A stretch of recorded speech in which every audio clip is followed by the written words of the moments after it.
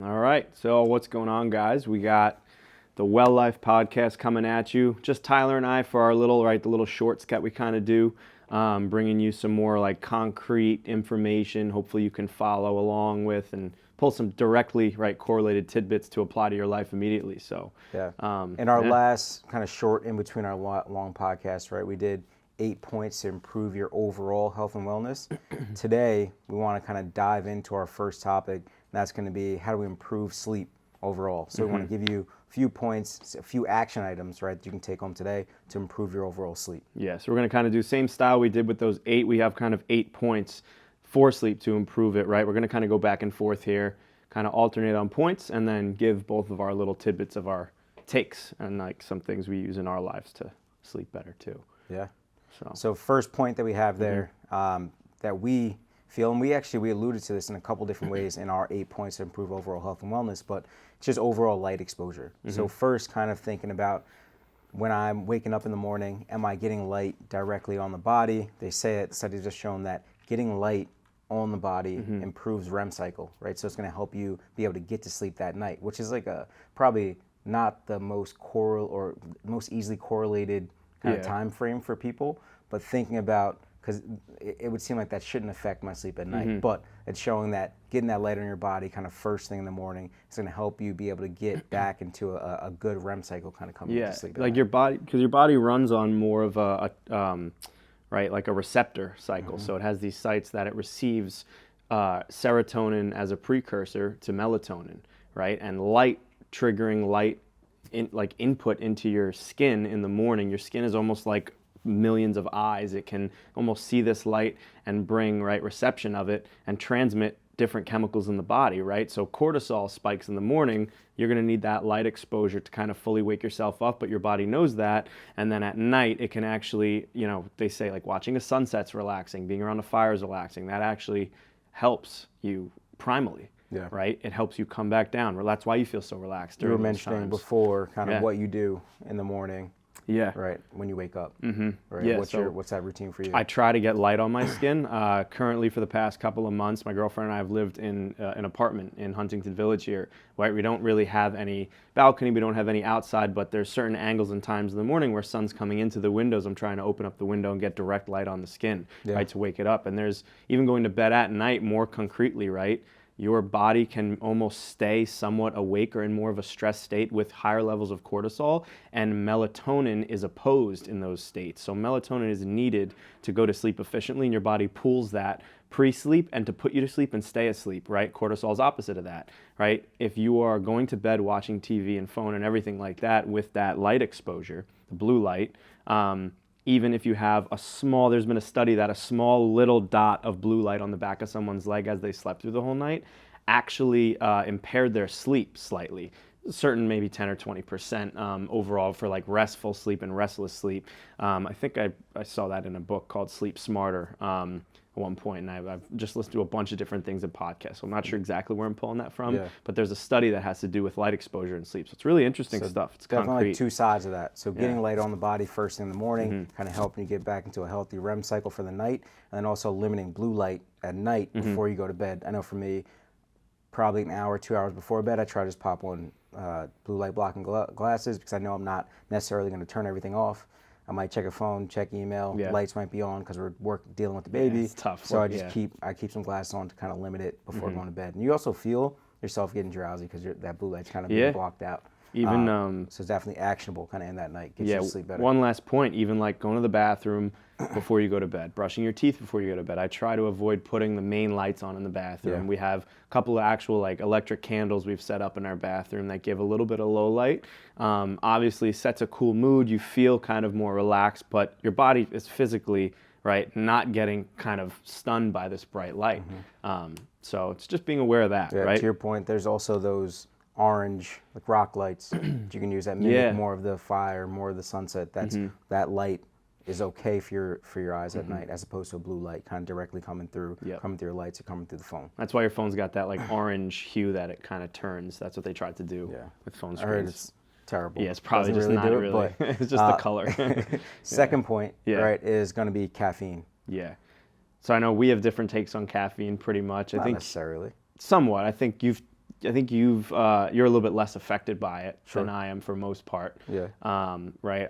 I've been pretty strict on. I mean, I started drinking coffee probably more so into college because I enjoyed it, and then became more aware. But then out of college, when I got really into like, right, grinding my own beans, using a pour over at home. I love that kind of almost like the art of coffee in a way, and it just makes me feel good if I have a chance to do that and take the time to do that, right? But I'm always aware of intaking caffeine. I've either almost alternated days. I used to alternate days, right, to give my body the ability to not be reliant on caffeine, because it can affect sleep so much, right? But more in a sleep-specific state, they typically say that caffeine has a half-life in your body, which means half of it, right, dissipates within, could be 5-6 hours or 8 to 12 hours for some people, depending on how they metabolize it and who the person is and what their activity level is, right, and how their body works. So we try to keep it, no caffeine really after 11 a.m., 12 p.m. at most, right? Yeah. So,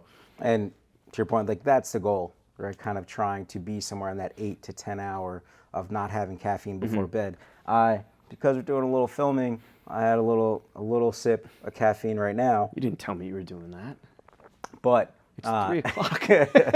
but I typically won't. And for me, Yeah. right now, right, you stop at 11, I'll probably stopping at 12 kind of every day normally. Yeah. But right, trying to limit it to ensure it's kind of out of your system as you're trying to get to bed, somewhere right 10 to 11 p.m. And going back to talking about melatonin, right? We hear this melatonin thing, it's a supplement, it's whatever. It blocks it. There's receptors, right, that trigger melatonin release. Caffeine doesn't actually give you energy. I know you said you spoke to someone about this the other day. It doesn't give you energy. Caffeine actually blocks the receptors for you to feel tired. So it's not adding to anything. Your body physically has to work to clear those receptors of the caffeine molecule that's blocking the receptor in order to, right, accept kind of serotonin to convert to melatonin, to make that chain happen, to get into the deepest form of sleep and get your REM sleep and most sound sleep. If it's in your system circulating, it's almost like, right, think of it almost like it's not as energy circulating, but that's almost what it feels like, because it's blocking the full restful fatigue molecule to kind of get into your body. And that's a good point. So when if it's late and you may need to get something done, the caffeine's it's not going to help you, right? That short spurt might give you something, but if you're just tired, you can't defeat just being tired with caffeine. Just be conscious. It's not going to give you energy. Just be conscious of that, right? If you're going to have it later, if you feel like you are having more restful sleep or restless sleep, it could simply just be because cutting out that second cup of caffeine late in the day, right, could make all the difference. Definitely. Yeah. Cool. All right, on to our third topic, environmental temperature. So there's been some studies and some kind of statements out there of like an ideal temperature is, I'm not sure the exact numbers, but it's between like 64 and 68 degrees Fahrenheit to get full sleep and full rest in an environment that's well below your body temperature, right? Your body doesn't have to really regulate and cool itself off. That's when you start to sweat in your sleep, right? You want to be at a low enough environmental temperature in your room, right, to be able to fall asleep efficiently. Yeah. And kind of like keeping that in almost like a layman's terms there, right?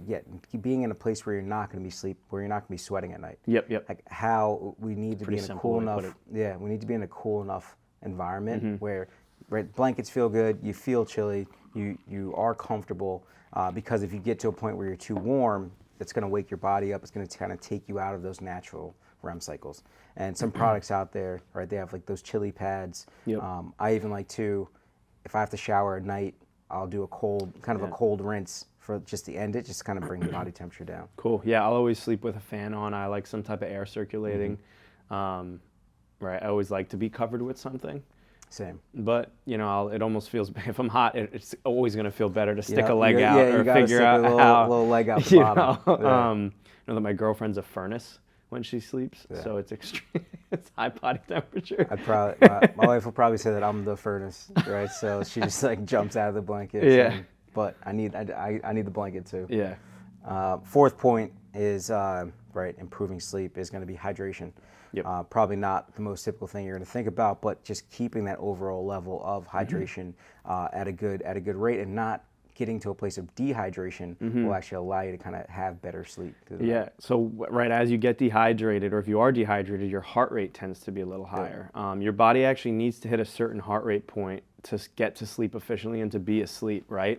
Even going back to the temperature we talked about, that's also a heart rate thing. So hydration can play a role in that, right? If you have more water and you're hydrated, your heart rate and your heart's going to be more efficient at pumping blood, keeping you cool, kind of keeping you in a comfortable state. And also hydrating properly with salt and electrolytes and sodium and potassium. We've kind of mentioned that before for proper total hydration. I've heard probably 90% of people I've ever talked to about sleep have said, what the hell do I do about my calf cramps at night or my quad cramps at night? If you have that, which is a lot of people, it's probably because you're not drinking enough water and you're not intaking enough good sodium and salt, right, and electrolytes before you're going to bed. And that's just, your system doesn't have it in you, you know? So sometimes it's just leading to that cramp. The thing about kind of what that's doing to your body, right, if you are dehydrated, you're getting cramps, right, it's putting your body into this sympathetic state, right? So being properly hydrated, decreasing heart rate, right? Being hydrated is going to bring you into that parasympathetic state, right? De-stressing your body as you sleep. Love it. Good point. Number 5. So food before bed and sugar before bed. So loading your system up with a lot of food, right? It actually puts almost a little bit more of a stressor on the body to digest food, and it's working and physically trying to process things in your gut when you're laying down, right? And it's focusing on trying to go to sleep. Your heart rate actually goes up a little bit as well when you're digesting food, when you're processing sugars and stuff. Right? We all like to have dessert. We all like to have the sugars before bed or have those cravings late at night. And you'll probably see a correlation if you always do that.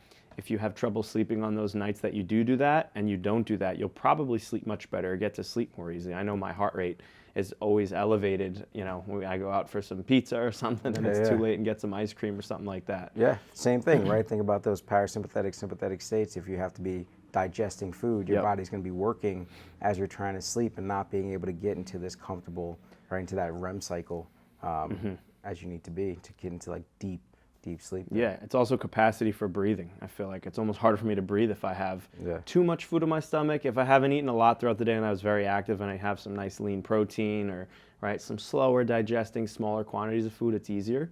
But that's the thought. So if you have to, sometimes you can't make an adjustment. So I got home from work late or kids were up. I have to eat something before bed. Let it be something that's lean protein, high fat.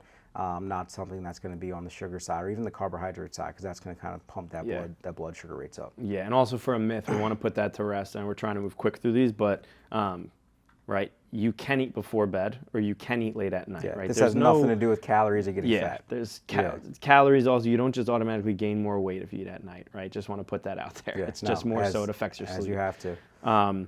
Cool. And then we're on to number 5. So following a consistent schedule. 6.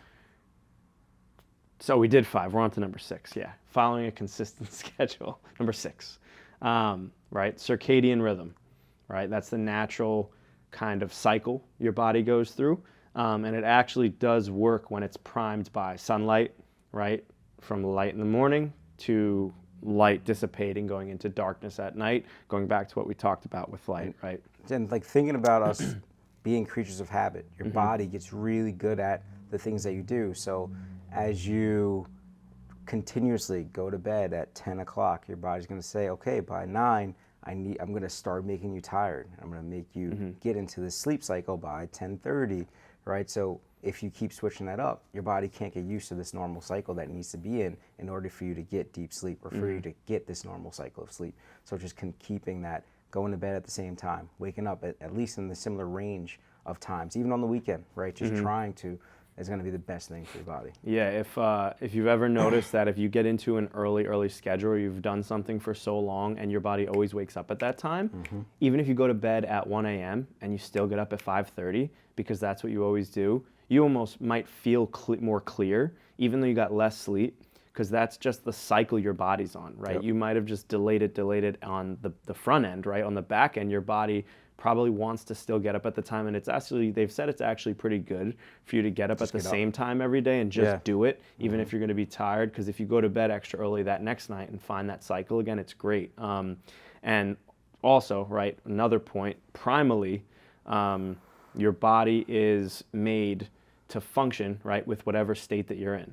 So if 9 o'clock's coming around and you always go to bed around 9:30, right, and you push past because you're watching a movie, your body can actually start to pool more cortisol in the stress state, a stress hormone, to automatically, right, if you've ever heard someone say, I'm wired, or you feel like you're wired when you're overtired, right, 10, 11, 12 o'clock, 1 o'clock, and you start to now, you almost can't even fall asleep, and you're like, why the hell is this? I was tired 3 hours ago, but now I can't. Your body, primarily, if we were in the jungle, right? It's sending messages, something's wrong. You probably have to stay awake. The hell awake right now, because there could be something hunting you, or you have to get somewhere, right? So it's crazy that, right, in this day and age, the thousands and millions of years of evolution is still here in a society that doesn't really need it and is actually negatively affected by it. So it's like, even if your sleep time, right? Obviously, we want to get those hours. We want somewhere 7, 8 hours of sleep, but it's just going to be, when do I go to bed? When do I wake up? I'm not even saying if it's early, late, whatever it is you're sleeping in,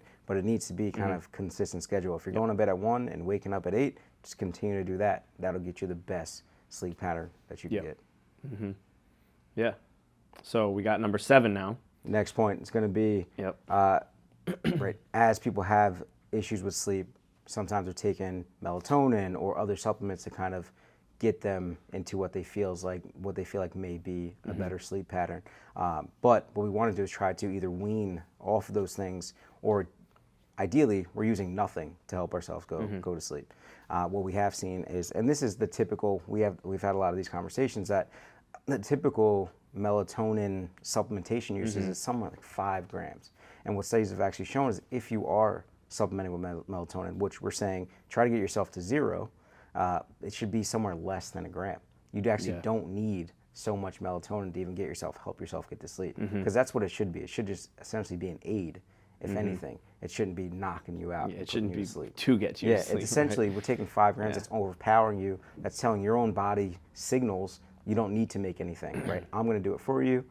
You don't have to make your own melatonin, as opposed to your body making it, and you just using a little bit to kind of get you there on those rougher nights. But how do we wean back to using nothing and just kind of having a good consistent schedule and a good temperature, a good environment to kind of get you to sleep? Yeah, and consciously doing it, like you said, to know that I know I'll do, if I have, right, even if I don't feel overly tired, I know that if it's like a certain night where I'm off, I'm chilling, I don't have to get up too early, right? Even if I want to take it as a reset night, if I've been dragging a little bit, I'll take a little bit of melatonin, right? But that's like once a month probably at most, where it's just like a good reset. I feel great, I wake up great, and it's not, right, overlaid. It's not 10 milligrams. It's crazy that they have it over the shelf too. Because and that the market hasn't told you not to take less, because of course they wouldn't, right? But it's just kind of appropriately supplementing if you are. Yeah, and then one other brief supplement too that you can supplement with is magnesium. Magnesium is great for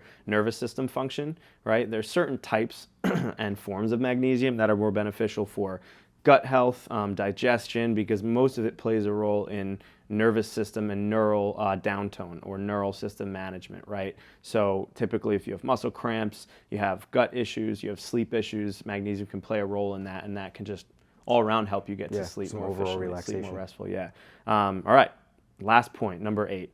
Obviously, right, we had to say this one, is exercise, right? Exercise is going to be a major key, and obviously just optimizing your health and well-being, your body, your bodily function, right? Your body in its homeostatic, or right, overall regulating state, right? How well can it regulate? If you're putting this amount of given stress on your body, to improve the cardio capacity, the heart rate variability, right, and your whole body function, muscular capacity, that's going to actually lead to just your body functioning way more efficiently, right? And that's going to allow it to get to sleep more efficiently. Yeah, so on one side, using exercise as a tool to allow you to sleep better, and then also timing that exercise, right? We're trying not to exercise maybe an hour or so before bed, because just like we mentioned about parasympathetic, sympathetic states, if I exercise right before bed, I'm going to be a little excited, my body's going to be up, thinking that we're doing a lot more, and it's going to be harder to get to sleep. So how can I do that at the right time, kind of each day? but using that exercise to build me up, build up that just my overall well-being, my overall health, and then also kind of make me tired later for the day, but not doing it right before bed. Yeah, I feel more relaxed, I think, on the days that I have a really good hard workout, and allow myself to come back down from it, without being overstressed. So, cool. Thank you guys for joining us again today on the WellLife Podcast.